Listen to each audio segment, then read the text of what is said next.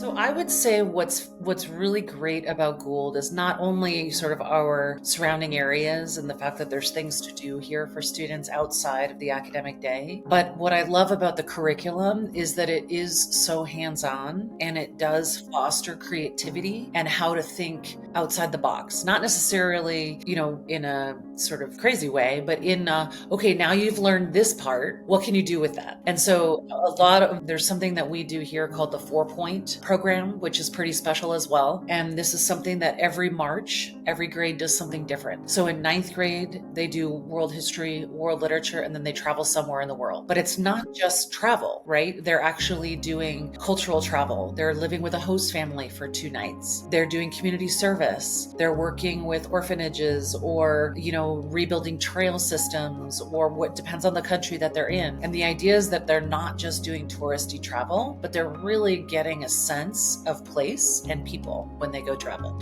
So I think that's super special. But and then 10th grade, that's one of the few that actually stays here on campus. And they do community service within the Bethel community and the surrounding area here. And then they focus on expression. So that's more about working with our alumni who come back and do arts projects with them. So anything from basket weaving to metal forging to circus arts to jewelry making, and then it culminates in a show. And in 11th grade, this is the one that you'll always hear about from a Gould alum. What they do is they go camping for 9 days and nights. And there are some people that are like, great, where are my boots? Let's go. And there are people that are like, I don't know that I can do that.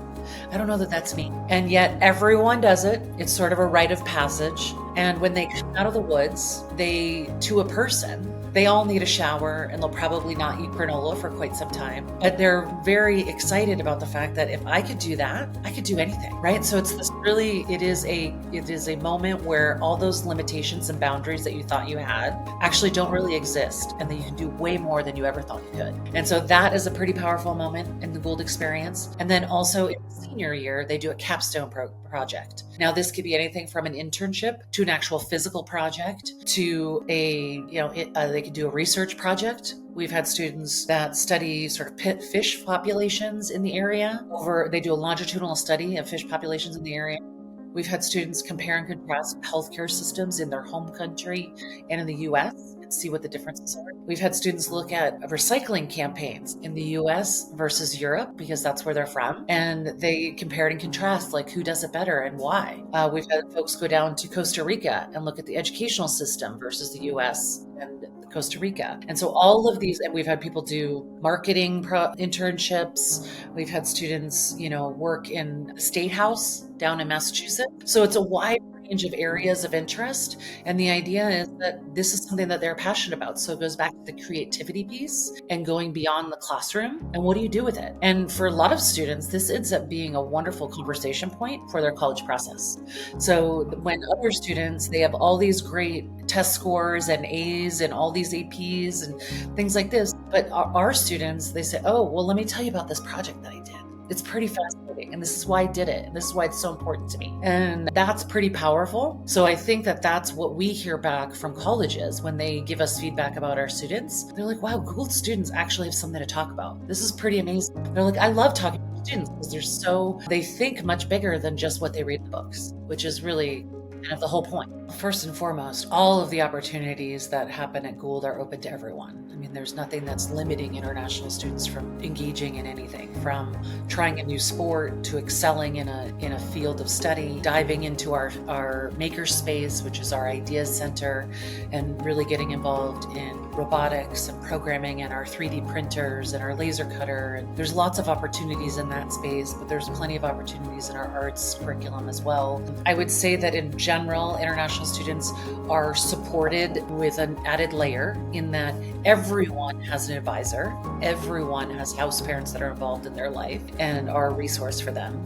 But then international students, they actually arrive early. So they arrive a day early. Some of that is time difference, acclimatization, and some of it is, doing math and English placement.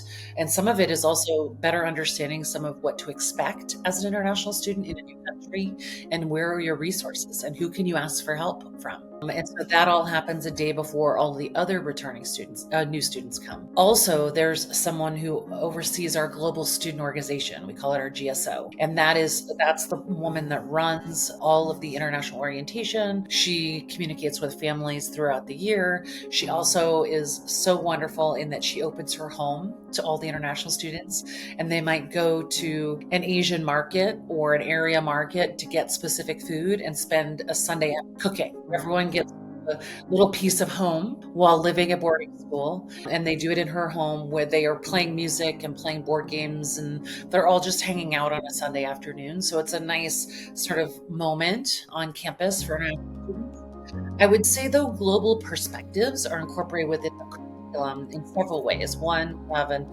AP government politics, it's the comparative version of that. And so that's really looking at the lens of, from different cultures and communities around the world and understanding how things have transpired in history. But we also have a current events club that students are meeting pretty regularly and talking about what's happening in the news, how it impacts us.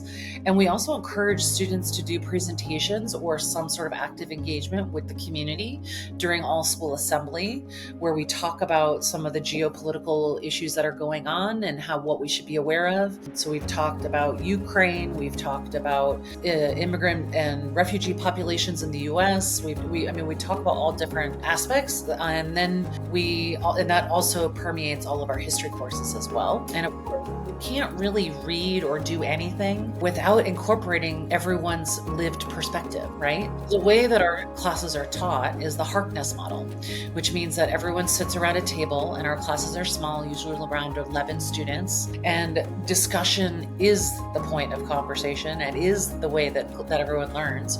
And so everyone's sort of popcorning ideas and investing and contributing to the discussion, and we're all learning from each other. And we have students from all over the world, so we're learning from their own perspective of how they experience this moment, or they know that their parents experienced this moment in time. And that could be something that we're reading in English. It could be something that we're reading about in history, but it also could be something in any other discipline as well, right? And so I think that that's pretty powerful. And that's why we have international students on campus, is really to better, because we could so easily stay in our own little bubble here in Western Maine and sort of say, well, we've got all the answers and we know what to do.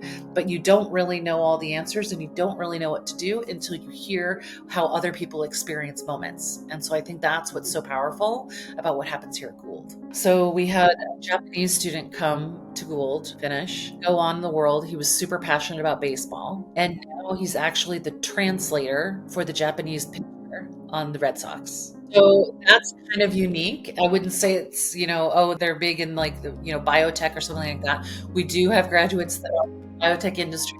We do have graduates that are in the healthcare industry.